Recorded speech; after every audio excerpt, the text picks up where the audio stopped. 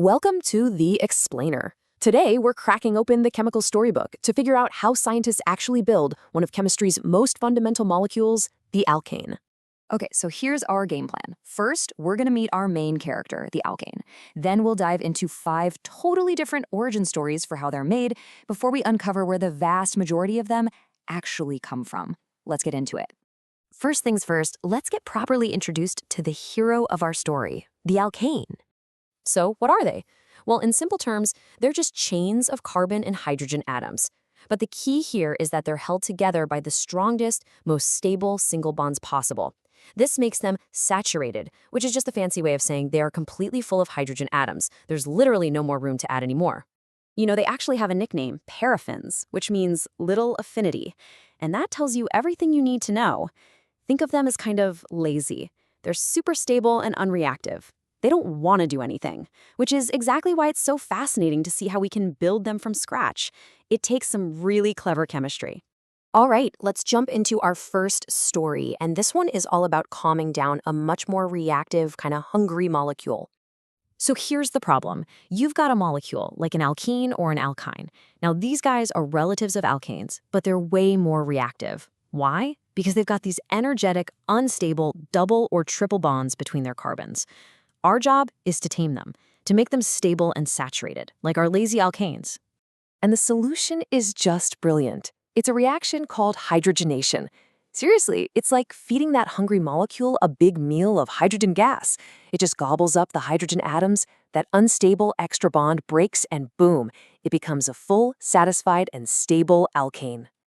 Now, what's really cool is that this feast doesn't just happen on its own. You need the right recipe. You can't just mix them together and hope for the best. You absolutely need a metal catalyst, something like nickel or platinum, to basically act as a chemical matchmaker to get the whole reaction started.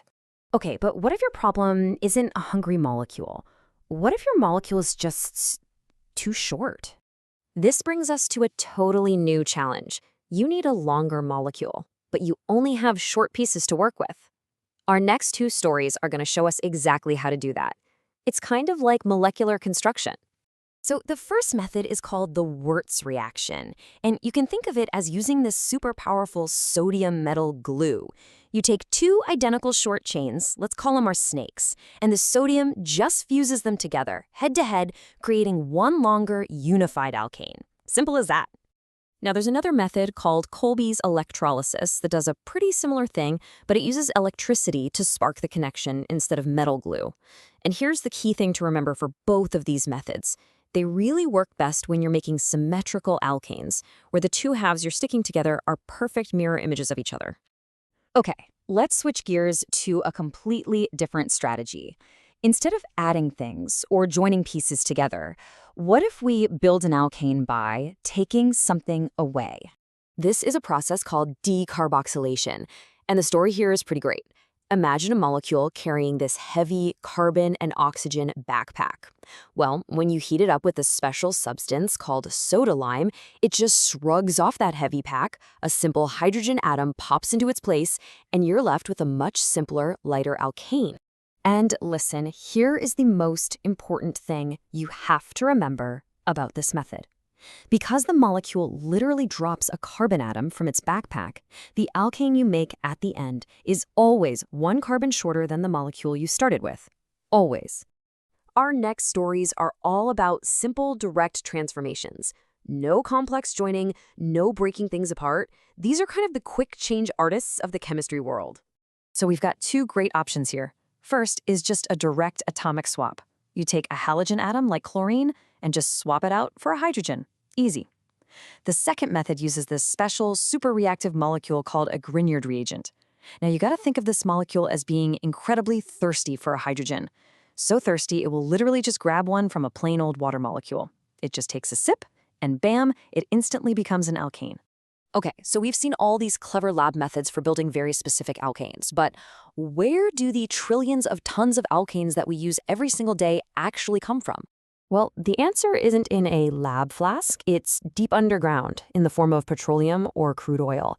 This stuff is the main industrial scale source for pretty much all the alkanes we encounter in daily life. And the way we get them is through a process called fractional distillation, which is basically a giant sorting machine. You see, crude oil is this big jumble of different-sized alkanes, so they boil it. The hot vapors rise up a huge column, and because the bigger, heavier alkanes turn back into liquid at lower, hotter levels, they get collected near the bottom. Meanwhile, the tiniest, lightest ones rise all the way to the cooler top. This is how the mixture gets separated into the useful fuels we all know, like petrol and diesel. So there you have it. Whether we're feeding a hungry molecule, gluing snakes together, making something drop a heavy pack, or just drilling deep into the earth, we've seen how these lazy molecules are built. But it kind of makes you think, doesn't it? Their real power isn't in how they're made, but in the energy they release when they're broken apart. And that, well, that's a whole other chemical story.